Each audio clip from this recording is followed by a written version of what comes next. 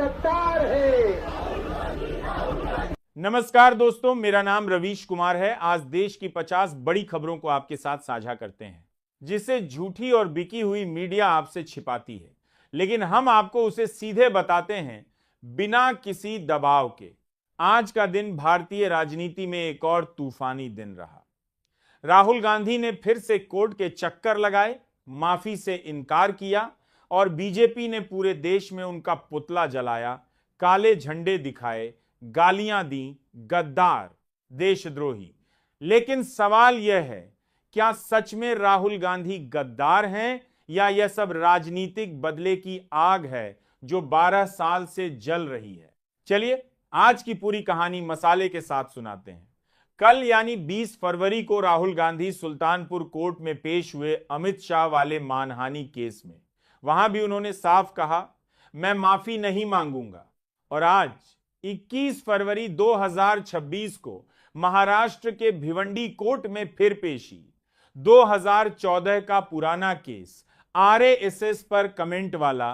क्या था वह कमेंट?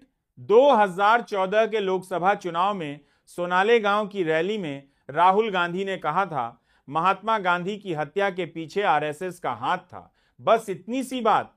लेकिन उसी पर एक आरएसएस कार्यकर्ता राजेश कुंटे ने मानहानि का मुकदमा ठोक दिया। 12 साल हो गए, राहुल गांधी अदालतों के चक्कर काट रहे हैं। आज भिवंडी कोर्ट में क्या हुआ? मामला प्रोसीजरल था। पुराना गारंटर शिवराज पाटिल का देहांत हो गया था, इसीलिए नया गारंटर चाहिए था। राहुल गांधी ने महाराष्ट्र कांग्रेस के अध्यक्ष हर्षवर्धन सबकाल को नया श्योरिटी बनाया। वकील नारायण अय्यर ने कोर्ट में कहा, राहुल जी माफी नहीं मांगेंगे, हम सबूत पेश करेंगे और न्याय की उम्मीद है। कोर्ट ने नया बेल बॉन्ड स्वीकार किया, राहत दी और अगली सुनवाई मार्च में। राहुल गांधी बाहर आए, मुस्कुराए और फिर वही माफी का सवाल ही नहीं। अब जरा सोचिए दोस्तों, एक तरफ राहुल गांधी 12 साल से एक लाइन के लिए कोर्ट जा रहे हैं, दूसरी तरफ बीजेपी के बड़े बड़े नेता राहुल को खतरनाक, नक्सली, देशद्रोही कहते हैं। कोई केस, कोई मानहानि नहीं। क्यों? क्योंकि सत्ता उनके पास है। कल ही अमित शाह वाले केस में क्या था?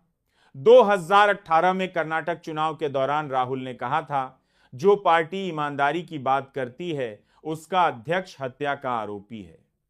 अमित शाह उस समय बीजेपी अध्यक्ष थे और सोहराबुद्दीन केस में तड़ीपार घोषित हो चुके थे।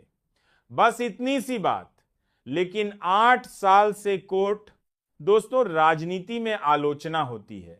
स्मृति ईरानी ने मनमोहन सिंह को चूड़ियां भेजी, राहुल गांधी को पप्पू कहा गया, लेकिन क्या किसी ने उन्हें गद्दार कहा और पुतला फूंका? नहीं। लेकिन अब दौर बदल गया है। अब आते हैं असली मसाले पर। AI impact summit. 20 फरवरी को दिल्ली के भारत मंडपम में एआई समिट चल रहा था। इंडियन यूथ कांग्रेस के कुछ कार्यकर्ताओं ने वहां विरोध किया, शर्ट उतारकर, नारे लगाकर, पीएम कंप्रोमाइज्ड जैसे स्लोगन। पुलिस ने 10 लोगों को हिरासत में लिया। बीजेपी भड़क गई, शर्मनाक, भारत की इमेज खराब की, राहुल गांधी के इशारे पर नंगा नाच। पूरे देश में बीजेपी ने विरोध प्रदर्शन किया। दिल्ली में कांग्रेस ऑफिस के बाहर पोस्टर, राहुल गद्दार, माफी मांगे। महाराष्ट्र, गुजरात, जम्मू कश्मीर, हर जगह राहुल के पुतले जलाए गए।